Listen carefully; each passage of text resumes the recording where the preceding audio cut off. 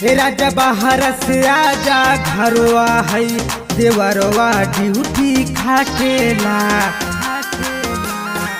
हे राजा बाहर से आजा घरवा है देवरवा ड्यूटी खाटेला। भौजी भौजी रातेला लाशा के जैसे साटेला।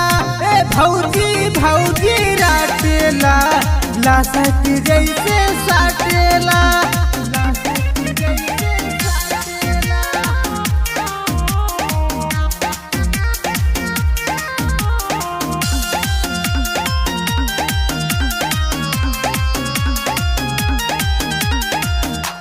अरे रोज हमला खाती कमला पसंद हो। तू बारे बहरा घरवा लेता ही आनंद हो। अरे रोज हमला खाती कमला पसंद हो।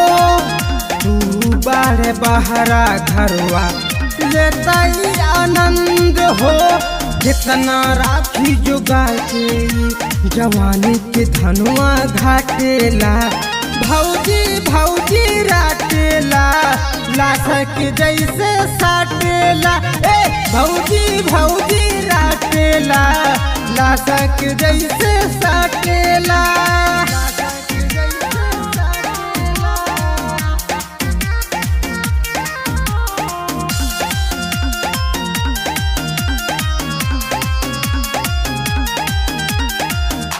पिया अरुण हमर बतियला सुन हो। देवरा पवन वाला के कई दी खून हो। पिया अरुण हमर बतियला सुन हो। देवरा पवन वाला के कई दी खून हो। कितनो दी हमें गाड़ी नहीं तनको दूरी हटेला।